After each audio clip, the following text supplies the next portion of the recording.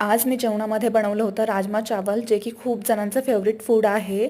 तर नमस्कार मंडळी, सिम्पली रिअल या चॅनलवर तुम्हा सर्वांचं खूप स्वागत आहे. कशा आहात तुम्ही? आय होप तुम्ही सर्वजण ठीक असाल. तर राजमा मी 4 तास भिजवून ठेवले होते आणि त्याच्यानंतर मी लगेच काय केलं, कुकर घेतलं, कुकरमध्ये राजमा टाकले, थंड पाणी टाकलं आणि मीठ टाकलं आणि लगेच ते बॉईल करायला ठेवलं. जास्त वेळ भिजवलं नसल्यामुळे मी कुकरच्या 7 ते 8 शिट्ट्या घेतल्या होत्या, ज्याच्यामध्ये की राजमा एकदम छान असा बॉईल झाला होता. आणि भाज्या मला कट करून घ्यायच्या होता. तर मी कांदा कट करून घेतला होता बारीक असा, आणि ही जी आहे ती आपण अद्रक लसूण आणि हिरवी मिरचीची पेस्ट केली होती, आणि टोमॅटोसुद्धा चॉप करून घेतला होता, आणि एक टोमॅटो मी ग्राइंड पण करून घेतला होता. आणि आता आपल्याला भाजी बनवायला घ्यायची होती. तर मी गॅस ऑन केला, कढई ठेवली, आणि कढई गरम झाल्यानंतर तेल टाकलं. तेल गरम झालं की लगेच मी जिरे टाकून घेतले आणि त्याच्यामध्ये खडे मसाले टाकले.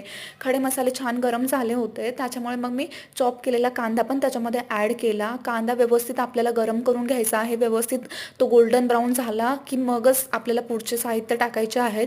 कांदा व्यवस्थित मी परतू दिला होता तेलामध्ये बारीक गॅसवरती, आणि त्याच्यानंतर मी अद्रक लसूण आणि हिरवी मिरचीची पेस्ट टाकली त्याच्यामध्ये, जेणेकरून आपल्या भाजीला खूप भन्नाट अशी छान चव लागणार होती.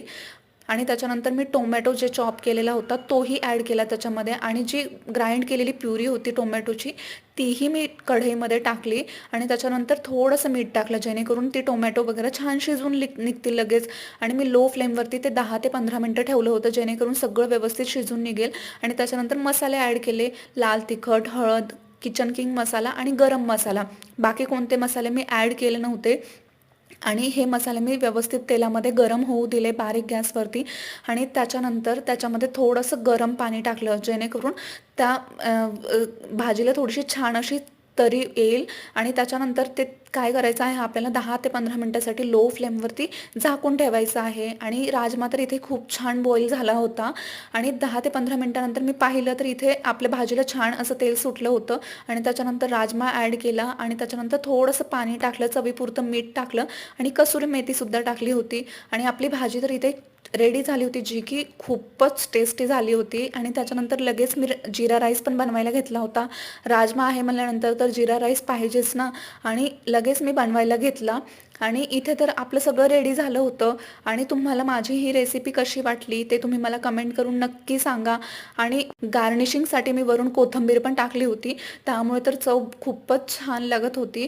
ज्यांना कुणाला राजमा आवडत नसेल तर त्यांनी अशा पद्धतीने एकदा बनवून बघा, तुम्हाला तर खूपच जास्त आवडायला लागेल. आणि तुम्ही जर माझ्या चॅनलवर नवीन असाल तर माझ्या चॅनलला सबस्क्राईब करा. तर भेटून नवीन व्हिडिओमध्ये. Thank you so much for watching.